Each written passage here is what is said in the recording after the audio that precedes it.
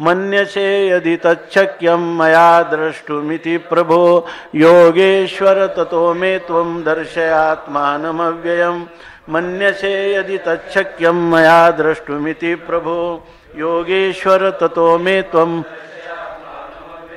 मन्यसे यदि तच्छक्यं मया द्रष्टुमिति प्रभो योगेश्वर ततो मे त्वं दर्शयात्मानमव्ययम् मन्यसे यदि तच्छक्यं मया द्रष्टुमिति प्रभो योगेश्वर ततो मे त्वं दर्शयात्मानमव्ययम् तत् मया द्रष्टुं शक्यं ततः त्वं आत्मानम् अव्ययं दर्शय।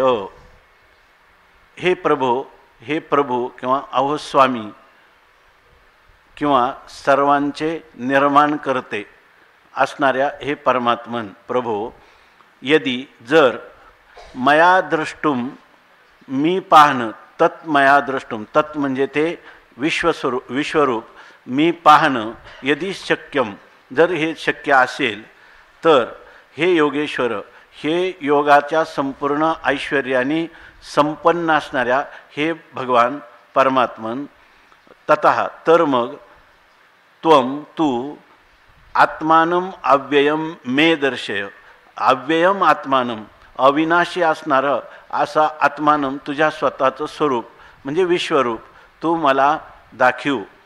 त्वं मे दर्शय, तू मला ह्या स्वरूपाचं दर्शन करून दे। या प्रस्तुत श्लोकावरचं आपलं माऊलींचं चिंतन चालू आहे। तर यामध्ये अर्जुन परमात्म्याला सांगतो की देवा, या ठिकाणी तुझं विश्वरूप माझ्या दृष्टीला गोचर व्हावं, तुझ्या विश्वरूपाचा मला साक्षात्कार व्हावा अशी माझ्या अंतःकरणामध्ये उत्कट अभिलाषा निर्माण झालेली आहे। परंतु या ठिकाणी एक गोष्ट मात्र निश्चित आहे की तुझं विश्वरूप जर पाहायचं म्हटलं तर ते पाहण्यासाठी जी योग्यता, पात्रता, अधिकार पाहिजे, तो अधिकार माझ्या ठिकाणी आहे की नाही हे मला काही कळत नाही।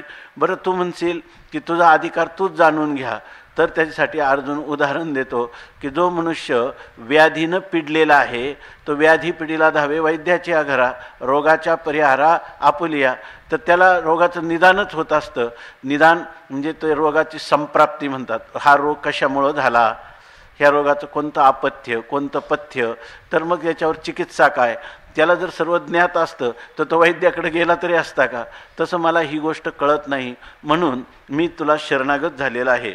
परंतु असं आहे की मला आपली योग्यता आहे की नाही कळत नाही, परंतु माझ्या ठिकाणी जे काही उत्कट अशा प्रकारचा हव्यास किंवा अभिलाष निर्माण झालेला आहे, त्या अभिलाष निर्माण झाल्यामुळं आपुली ठाकी पै विसरे, माझा अधिकार काय आहे किंवा ठाकी म्हणजे माझं मुक्काम, गंतव्य, प्राप्तव्य काय आहे, हे त्या प्राप्तव्यासाठी मला अधिकार आहे की नाही याचा विचार करण्याऐवजी मला असं वाटतं की तुझ्या विश्वरूपाचं दर्शन झालंच पाहिजे। जसं आता एवढं मोठं विश्वरूप आणि आपला अधिकार इतका कमी, आणि आपल्याला कशाला विश्वरूप दर्शनाची इच्छा करावी असं वाटत नाही। त्यासाठी उदाहरण देतो की एखादा मनुष्य तहानेलेला असला तर त्या तहानेल्याला असं वाटतं की आज समुद्राचं मी समुद्राचंच प्राशन करील, असा अगस्त्य ऋषीला जसं समुद्र प्राशन करतो तशी माझी योग्यता आहे असं वाटतं। परंतु त्याचा अर्थ योग्यता नसते, परंतु तहानच तितकी लागलेली असते, म्हणून तो या ठिकाणी म्हणतो। आणि बरं, मग तुला विश्वरूप पाहायला वाटतं तर तुझा अधिकार तो आजमावला नाही तरी पण मग आता अधिकारी आणि फलाचा संबंध आहे हे तर तुला कळायला पाहिजे। मग तू आता तुझा प्रश्न तूच सोडव, अधिकार मिळव। परंतु ते म्हणतात की सचाडपणाची भली, एखादा मनुष्याला एकदा उत्कट अभिलाषा निर्माण झाली, सचाड म्हणजे उत्कट अभिलाषा झाली की तो इतका उतावीळ होतो, त्याला हे कळत नाही की आपल्याला जो निर्माण झालेला प्रश्न आहे तर न सांभाळावे समस्या आपुली, त्याला त्या प्रश्नाचं उत्तर मिळवण्यासाठी आपल्या स्वतःवर असणारी जी जबाबदारी ती न सांभाळावी, ती त्याला सांभाळता येत नाही। मग अशा वेळेला काय करतं, बालकाची काय इच्छा आहे, या बालकाला वाटतं की एवढं मूठभर भात घेतला आपण खाऊन टाकू, परंतु त्याची योग्यता काय आहे ही माऊलीला कळते। म्हणून माऊली काही एक घास 20 ठाई कीजे, हे सर्व करू शकते. त्याप्रमाणे जनार्दना हे भगवान परमात्मन माझी संभावना म्हणजे माझा अधिकार काय आहे याचा तू विचार कर आणि मग ह्या विश्वरूप दर्शनाला तू आरंभ कर. आणि असं आहे की माझा अधिकार विश्वरूप दर्शनाचा नाही असं जर तुला मनोमन वाटत असेल तर नव्हे हे म्हणे अवधारा, हे तुला होणं शक्य नाही. विश्वरूप दर्शन तुला मला दाखवता येणार नाही असं सांगा. आणि खरोखर अशीच गोष्ट आहे, माझाही आग्रह राहणार नाही. एखादा जरी पंचम स्वरात कोकिलासारखं ज्याचा कंठ आहे असं गायन करणारा असला, परंतु जर मनुष्य बहिरा मनुष्य असला तर बैरिया पुढे ऋषिकेशा गाणीव करा असं होईल की बहिऱ्या माणसाला ते सांगून काहीच उपयोग नाही. परंतु तुमच्या ठिकाणी मात्र इतकं कर्तुम अकर्तुम अन्यथा कर्तुम शक्ती संपन्नता आहे की तुम्ही मला विश्वरूप दाखवू शकता, पण अधिकार नसल्यामुळं मी पाहू शकणार नाही. पण हळूच अर्जुनाला असं पण वाटतं की देवा, अर्जुनाची एक बोलण्याची खुबी आहे की तुम्ही जर मनात आणलं तर काय होऊ शकणार नाही, काही होऊ शकतं. एकटा चातकासाठी हा मेघ वृष्टी करतो, परंतु मेघाने किती वृष्टी केली तरीसुद्धा या ठिकाणी जर खडकावर तो जी वर्षाव झाला त्याचा काही उपयोग होणार नाही. तसं किंवा चंद्रामृत आहे, चंद्राच्या सगळ्या किरणांमध्ये चंद्रामृत आणि किरणं सगळी चंद्रामृताने युक्त आहेत, परंतु ते फक्त चकोर जो आहे तो चकोरच त्याच्यातलं चंद्रामृत सेवन करू शकतो. आणि तो काय कधी कोणाला म्हणतो का येरा अनवाहुनी काय न बोले, इतरांना शपथ सांगतो का, तो शपथ घेऊन सांगतो का तुम्हाला याचा हिस्सा मिळणार नाही असं सांगतो का? नाही, परंतु त्यांना घेता येत नाही. तसं आणि सांगतात किती जरी पहाट आपलं उजेड झाला पण ज्याला डोळाच नाही तर त्याला ते झालेलं उजाडणं जे आहे प्रभात, ते प्रभात समय त्याच्या दृष्टीनं व्यर्थच आहे, उपयोगाचा नाही. तसं तुझ्या ठिकाणी असं अलौकिक सामर्थ्य आहे की तू जर विश्वरूप दाखवायचं म्हटलं तर तू सर्वांना विश्वरूप दाखवू शकतो. हे सामर्थ्य तुझ्या ठिकाणी आहे. याचा अर्थ माझी योग्यता नसली तरीसुद्धा तुझी योग्यता आहे, त्यामुळे तुला जर वाटलं तर तुम्हाला हे विश्वरूप दाखवू शकतो. किंबहुना तू दाखवावं, माझं मनोगत जाणावं आणि माझी इच्छा तू पूर्ण करावी याच्यासाठी सांगतो. कडाडा आणि गैंसा नित्य नवा की तू. या ठिकाणी ज्या लोकांनी कडाडा म्हणजे ज्यांनी गाढ शास्त्राचं आलोडन केलेलं आहे, ज्यांनी शास्त्राधीत आहेत, जाणते आहेत ते, किंवा गैंसा म्हणजे जे अडाणी आहेत, शास्त्राचा अनभिज्ञ आहेत. पण तू असं आहे की तू अशा भाविकांना तू त्यांची जर काही जीवनचरित्र पाहिली की ज्यांना कुठलंच ज्ञान नाही, ज्यांना शास्त्राचं ज्ञान नाही, तर त्यांनासुद्धा तू तृप्त केलेलं आहेस किंवा त्यांनासुद्धा तू परिपूर्ण केलेलं आहेस अशी तुझी योग्यता आहे. आणि जे शास्त्राचं अध्ययन केलेलं आहे त्यांनाही तेच पूर्णता त्याला तू दिलेली आहे अशी तुझी योग्यता आहे. कारण तुझं औदार्य दे, तुझे औदार्य जाणो स्वतंत्र, देतान मनसी पात्रा पात्र, कैवल्य आयशे पवित्र वैर्याही दिधले. तू जर मनात आणलं तर वैर्यांना देखील कैवल्य म्हणजे मोक्ष देतो. आणि देत असताना तो कोण अधिकारी आहे आणि कोण अनधिकारी आहे याचा विचार तुझ्या ठिकाणी कधीही नसतो. असं तुझं स्वतंत्र महिमा आहे आणि तू सर्वतंत्र स्वतंत्र आहेस असं सांगतो. हां, आता याचं उदाहरण म्हणून सांगतो. मोक्ष दुराराध्य किरोहे परी तोही आराधी तुझे पाय, म्हणून धाडिशी तेथ जाये पायिको जैसा. जसा एखादा नोकर असतो त्याला जिथं पाठवलं तिकडं जावं लागतं, तसा मोक्ष हा दुराराध्य म्हणजे अत्यंत प्राप्त होण्याला अत्यंत कठीण आहे. पण तो काय करतो, तो सुद्धा तुझ्या पायाचं सेवन करतो, आज्ञा मानतो. म्हणजे जिथं भगवान सांगतील त्याला तो मोक्ष प्राप्त होतो. त्या मोक्षाचं काम काय एवढं, भगवान आज्ञा करतील तिथं जाणं. त्या मोक्षाला स्वतंत्रता नाही, तुला जे सांगितलं ते कर. अमक्याला मुक्त कर की तो मुक्त करणार, तो म्हणणार नाही तुझा अधिकार काय आहे. ते जर कोणी म्हटलं माझा अधिकार आहे की नाही, तो म्हणतो मला माहीत नाही, मला भगवंताने सांगितलेले आहे की याला स्वरूप स्थिती प्रदान कर. म्हणून अशी स्तुती केल्यानंतर स्तुती कसमही न रोचते, कोणाला आवडत नाही. भगवान जरी असला तरी भगवानसुद्धा काय स्तुतीप्रिय आहे. देव काय परोक्ष प्रिय हा देवता. देवता असं काय एक वचन आहे की सगळ्या देवतांना जितकी त्यांनी स्तुती केली का ते काय करतात, त्याला सहाय्य करत असतात. आपल्याकडं पद्धत आहे की सकाळी उठल्यानंतर आपण पहिल्यांदा जसं कराग्रे लक्ष्मी म्हणतो तसं हरिः ओम भद्रं कर्णेभिः शृणुयाम देवाः भद्रं पश्येमाक्षभिर्यजत्राः स्थिरैरङ्गैस्तुष्ट्वांसस्तनूभिर्व्यशेम देवहितं यदायुः स्वस्ति न इंद्रो वृद्धश्रवाः स्वस्ति नः पूषा विश्ववेदाः स्वस्ति नस्तार्क्ष्यो अरिष्टनेमिः स्वस्ति नो बृहस्पतिर्दधातु.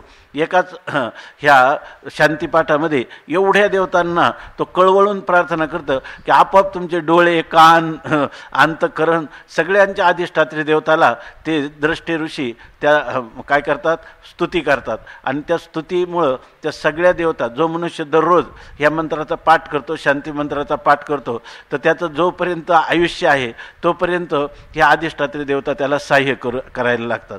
इतक्या आम्ही कुठंतरी वाचलं की ऐकलं कोणाचं की जर समजा एखाद्या मनुष्याला अंधत्व आलं, दररोज प्रार्थना करणारा, परंतु अंधत्वामुळं जे काही मनुष्याला प्रतिबंध येतात ते त्यापैकी त्याला कोणताच प्रतिबंध येत नाही. कारण का, त्याची जी ती देवता त्या कर्मेंद्रियांना विनंती करत असते, अधिष्ठात्री देवता, की तुम्ही पण आता मी काम करत नाही, पण कारण याच्या ठिकाणी आधिभूत, आधिदैव आणि अध्यात्म तिन्ही गोष्टींचा मेळ असावा लागतो. तर ते देवता त्यांना सांगते की तुम्ही याला सहाय्य करा. त्याचा पाय बरोबर खड्ड्यात जाणार नाही, तो सरळ चालणार आंधळा असला तरी. त्याला जर तुम्हाला वाचता येत नाही तर त्याला स्मृतिशक्तीमध्ये त्याला आपोआप स्फुरण होणार. तुम्हाला वाचून कळायचं आहे ना, ते त्याला कशाने कळणार, त्याच्या स्मरणात आपोआप देणार. कारण का, तर अंतःकरणाच्या अधिष्ठात्री मनाची देवता जी चंद्र आहे, ती चंद्र त्याला सहाय्य करत असते. म्हणजे इतकं त्या मंत्राच्या उच्चारणाचं सामर्थ्य. त्याचा अर्थ पाहिजे असं सुद्धा नाही, उच्चारण मात्राने सुद्धा त्या अधिष्ठात्री देवता, कारण देवता हे मंत्ररूप आहेत पूर्वमीमांसेप्रमाणे, त्याला सहाय्य करतच राहतात. तेव्हा इतकी स्तुती अर्जुन भगवंताची करतो की मोक्षु दुराराध्य केर होय परी तोही उपाशी तुझे पाय म्हणून धाडीशी तेथ जाये पायको जैसा तो सनकाधिकार. माणसांना उगत मानसिक तणाव घ्यायची सर, मोक्ष मोठा अवघडच आहे आणि त्याच्यासाठी मोक्ष म्हणजे काय साधारण गोष्ट आहे नाही. या ठिकाणी याजसाठी जप, याजसाठी तप, व्यासे हे अमुप ग्रंथ केले असं, आणि आपल्याला तर काहीच त्याचा परिचय नाही. त्याच्यासाठी अधिकार लागतो, ऐकी नाही. न करी रे संग राहे रे निश्चळ लागो निधी मळ ममतेचा. माणसाला मोक्ष स्वतःचं स्वरूप असून देखील जवळचं आपलं स्वतःचं स्वरूप असून त्याला अवघड वाटायला लागतं. परंतु आम्हा भाविकांची जाती एकविधजी श्रीपती अलंकार युक्ती येथे सर्व शक्येची ना. या ठिकाणी काही लागत नाही. भगवंताच्या ठिकाणी अतीव श्रद्धा असली आणि परमात्माच मला मोक्ष प्राप्त करून देणार आहे अशी जर श्रद्धा असली तर एक अभंग आहे तुकोबारायांचा, फार गोड अभंग आहे की त्या जो भाविक आहे त्याला काहीच लागत नाही. ते तर आहे, भाविकाचे काजा अंगे देव करी, तो सगळा अभंगच आहे. आपल्या गुरुवर्य संदीपान महाराजांनी मध्यंतरी पवन मावळमध्ये त्याच्यावर कीर्तन केलं होतं. त्या काय आठवत नाही आता. तुवा आता तिथं उदाहरणं सांगतात. तुवा सनकादिकांचे निमाने सायुजी सौरसुदी धला पुतने जे विषाचेनी स्तनपाने मारू आले. सनकादिकांचे निमाने, सनकादिकांच्या तुलनेत म्हणजे हा ते तर आहे. भाविक विश्वासी तुका म्हणे पार उतरिले त्याशी. तो अभंगच आहे एक सगळा. आता मला त्यातला एकही शब्द लक्षात येईना नाही. म्हणजे त्याला काही लागत नाही. त्याच्यासाठी उदाहरण दिलं होतं त्यांनी. आणि ह्या आपल्या ओरिसा प्रांतामध्ये 2 साधू होऊन गेले, तर त्यांचं उदाहरण दिलं होतं, थोडक्यात सांगतो. तर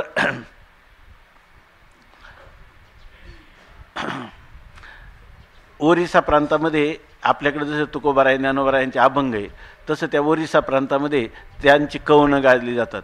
एकाचं नाव आहे की तो, बरं आता आठवलं तर थोडक्यात सांगतो, त्यांची नावही लक्षात येईना. तर त्याच्यामध्ये असं होतं की एक गुराखी होता आणि एक ब्राह्मण यात्रेकरू होता. ब्राह्मण यात्रेकरू जात असताना संध्याकाळी तो एका त्या ठिकाणी काही जलाशय होतं, हा गुरं चारत होता, तर तो तिथं संध्या करायला लागला. त्यांनी सांगितलं, तो संध्या करायला लागला, प्राणायाम करायला लागला, येतो नाक वगैरे दाबून प्राणायाम करायला लागला. तर त्याचं झाल्यावर त्यांनी विचारलं, बाबा तुम्ही नाक दाबता कशासाठी म्हणे. त्यांनी सांगितलं की नाक दाबलं की भगवान भेटतो, म्हणजे देव भेटतो, असं का म्हणे. आणि तो गेला पुढं जायला लागला. तर जायला लागलं यांनी लगेच नाक दाबलं. आधी देव भेटतो का पाहायचं. तर ते नाक दाबलं तर त्याला फार गुदमरायला लागला.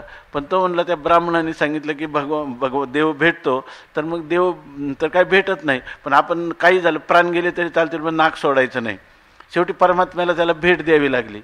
भेट द्यायला लागल्यावर त्याला आनंद झाला की यांनी जसं सांगितलं त्याप्रमाणे आपल्याला भगवत भेट झाली. मग तो किती दूर गेला असेल, हा तर गुरुच आहे ना आपला हा, म्हणून तो त्याच्या पाठीमागं गेला. त्याला हाक मारायला लागला, ए ब्राह्मण बाप्पा थांबा. बाप्पा पळायला लागले. त्याला वाटलं आता हा नक्की आपला समाचार घेतो. शेवटी त्यांनी त्याला पकडलं आणि त्यांनी सांगितलं, बघ तो मला तो भेटला, पण तो काय म्हणतो मीच देव आहे. पण हा देव आहे कशावरून. तर तू जाऊन पहा तोच आहे का, जो तुला भेटतो तोच आहे का काय मला सांग. मग त्याला घेऊन आला. परत आला. याला काय दिसेना, याला आकाश दिसत होतं. त्यांनी सांगितलं की तुला देव दिसतो की नाही. त्यांनी सांगितलं नाही दिसत. मग त्यांनी सांगितलं खोटा बोलतो, त्याला म्हणायला लागला देवाला, तू खोटा बोलतो. यांनी सांगितलं ना, तो देव जर तू असता तर तू का नाही दिसत आता त्याला. मग त्या देवाला त्यालाही दर्शन द्यावं लागलं. म्हणून त्या ओरिसामध्ये 2 साधू आहेत. तर एकाला म्हणते, ह्या दोघांनी पुढे जाऊन त्यांना काव्याचं स्फुरण झालं. काय आहे की अनुभूती असली की मग आपोआप त्या शब्दरूपाने त्या अनुभूतीचा ईश्वरी सत्तेत उद्रेक होतो. इंग्रजीमध्ये सुद्धा त्याला म्हणतात की काव्य हा भावनांचा उद्रेक आहे.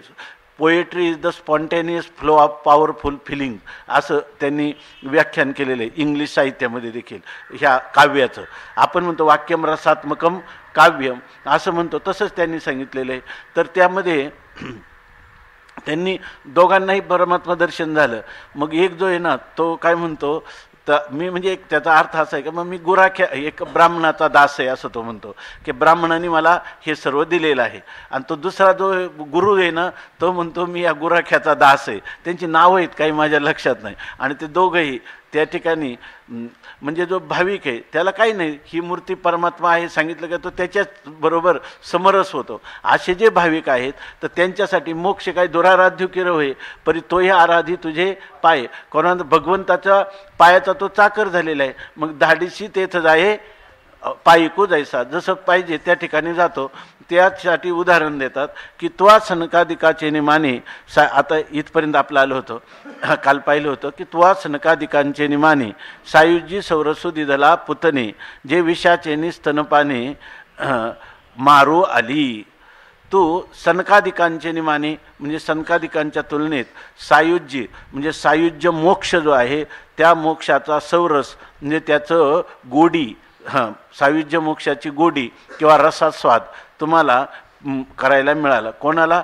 पुतने दिधला, पुतनेला देखील म्हणजे जी गोष्ट नित्य निरंतर तुझं चिंतन करणाऱ्या अशा सनकादिकांना मिळाली, ती जे विषाचे स्तनपाने मारू आली. स्तनामध्ये विष भरून तुला मारण्यासाठी आलेली जी पुतना मावशी तिला सुद्धा तीच गती नाम सायुज्य मोक्ष तू दिलेला आहेस असं सांगतात. अजून दुसरं उदाहरण देतात. हागा रागसूय यागाच्या सभासदी देखता त्रिभुवनाची मांदी कैसा शतधा दुर्वाक्य शब्दी निस्तेजलासी. हागा आणि अहो देवा, अर्जुन म्हणतो राजसूय यागाच्या सभासदी. राजसूय याग जेव्हा चालू होता आणि त्याच्यामध्ये सगळे सभा बसली होती, सभेमध्ये सर्व सभासद म्हणजे चांगले शिष्ट मान्यता प्राप्त पुरुष आणि ती राजसूय यागाच्या प्रसंगी भरलेली सभा. आणि त्यामध्ये कोण कोण होतं? देखता त्रिभुवनांची मांदी, सगळ्या त्रैलोक्यातल्या असणारा जे काही शिष्ट पुरुष त्यांची मांदी म्हणजे समुदाय त्या ठिकाणी जमलेला होता. आणि कैस शतदा दुर्वाक्य शब्दी कैसा निस्तेजलाशी. आणि शतदा म्हणजे ते म्हणतात ना, त्या शिशुपाळांनी काय केलं, त्यांना भगवान श्रीकृष्णाला 100 शिव्या दिल्या.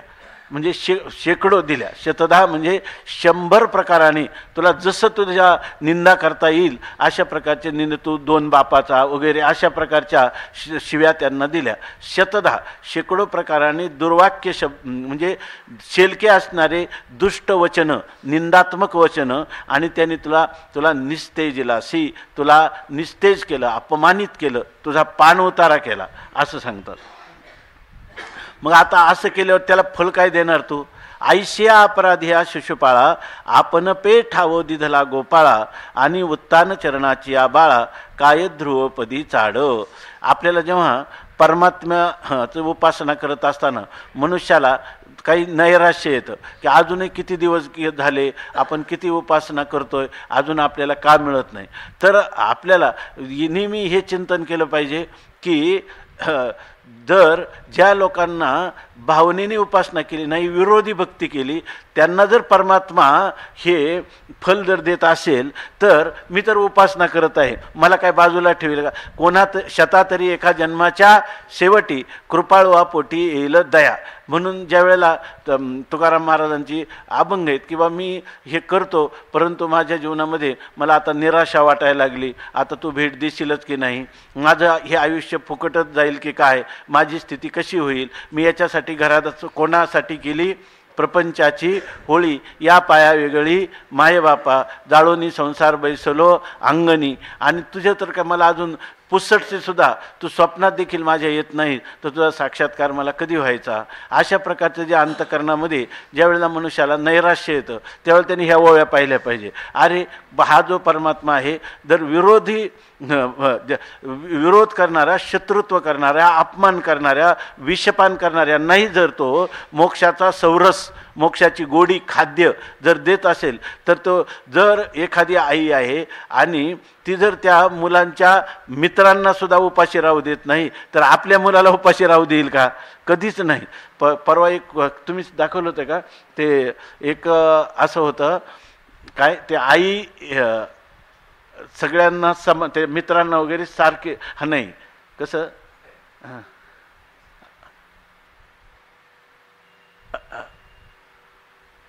तुम्ही परवा सांगितलं होतं ते आई आहे ना, तर त्या एक मुलाला आई वडील नव्हते, मला वाटतं आई वडील नव्हते आणि तो अनाथ होता, तर तो तिचा मुलाचा मित्र होता आणि त्या दोघांना ती सारखंच प्रेम करायची. प्रेम करताना तिला असं वाटायचं की आपल्या मुलाला 1 चमचा तूप वाढलं तरी चालेल, परंतु ह्या मुलाला 2 चमचे वाढायचे. तेव्हा लोकांना हे जेव्हा बरोबर आहे का मी इथपर्यंत, तर त्या दुसऱ्या लोकांना असं वाटायला लागलं की ही बाई किती दयाळू आहे, म्हणजे ही खरी माता आहे. तिनं सांगितलं की मी अजून खरी माता नाही, जोपर्यंत मला तो मुलगा, म्हणजे तिला त्या मुलाला जरी 2 चमचे देत होते, ह्या मुलाला 1 देत होती. व्यवहारी दृष्टीने आपल्याला वाटतं की तिचं मातृत्व खरं धन्य आहे असं वाटतं, पण तिच्या मनात द्वैत आहे की नाही, हा दुसऱ्याचा मुलगा आहे आणि हा माझा मुलगा आहे. आपल्याही मुलाला 2 चमचे दिलं तर कुठे बिघडलं आहे की नाही. म्हणून त्या दिवशी तिनं सांगितलं ज्या दिवशी मी ह्या मुलाला माझ्या मुलासारखं समजेल, लक्षात आलं ना, असंच होतं ना भाव की ह्याला जर मी माझ्या मुलासारखा समजेल त्यावेळेला माझं मातृत्व धन्य अजून धन्य झालं नाही. अशा प्रकारचं जर एखादा तो करतो विरोध, आणि हे काय म्हणतात भगवान काय म्हणतात, 9विधा भक्तीमध्ये विरोधी भक्तीचा समावेश आहे का?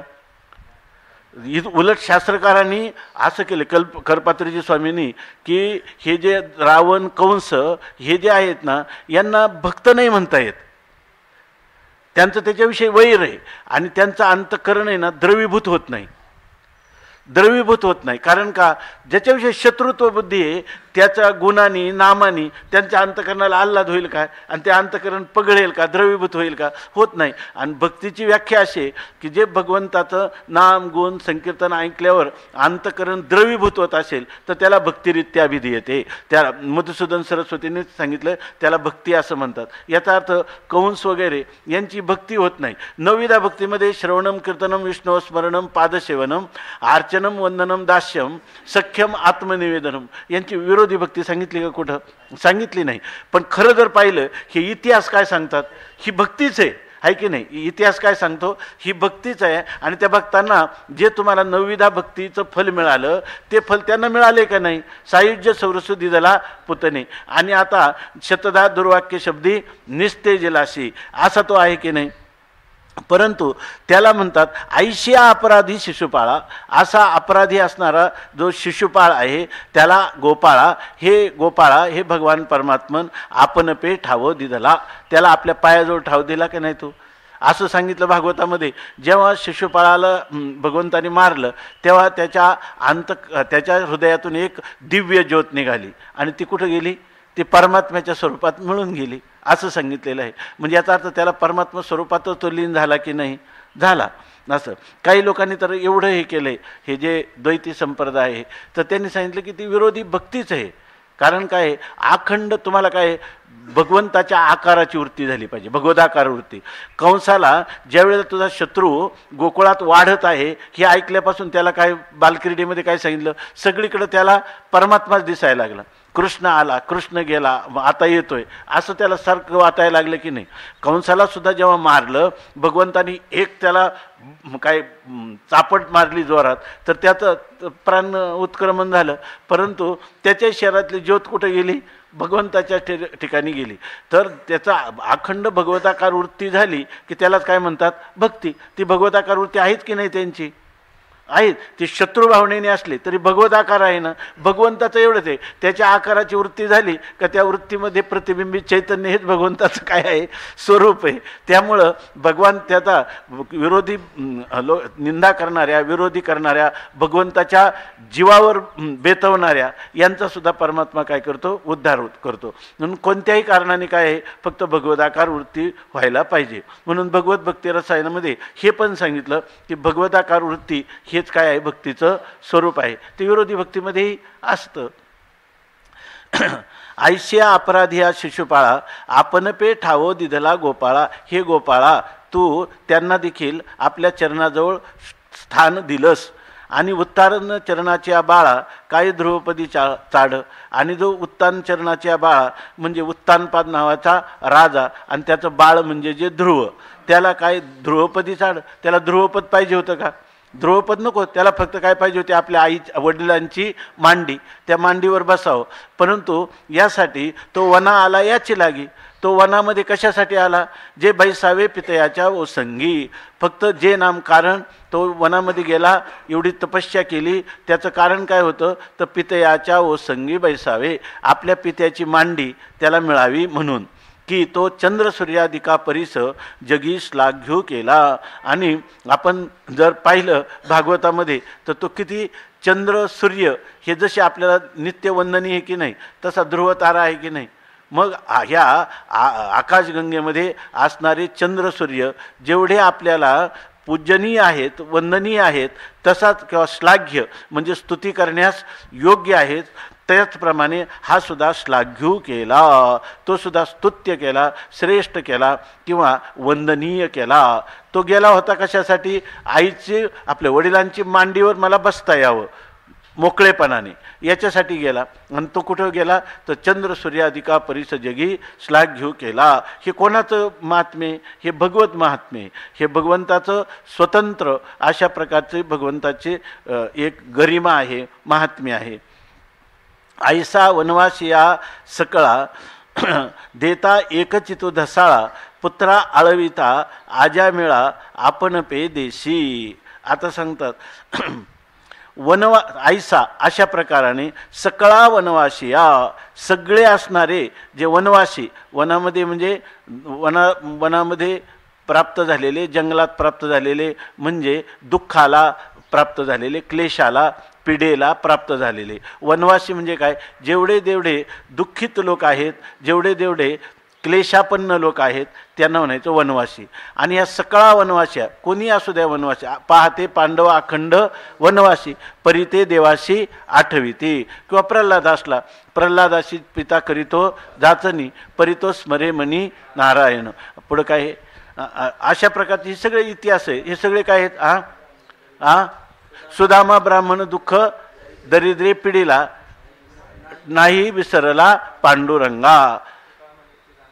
तुका म्हणे तुझा न पडावा विसर, दुःखाचे डोंगर झाले तरी. असा हे सगळे वनवासी दुःखित पीडित यांना देता एकची, या सगळ्यांना तो काय करतो, एकची देता, म्हणजे या सर्वांना तू एकच फळ देणार आहे. म्हणजे सर्वांना काय, मोक्ष हेच फळ तू देणारा आहेत. कोणाला, जे तुला दुःखाक्रांत झालेल्या सगळ्या जीवांना एकच फळ देणारा. किंवा दुसरा एक आहे, देता तू एकची, असं सगळ्यांना एकच, सर्वांना सारखं फळ देणारा हा तू एकटाच आहे.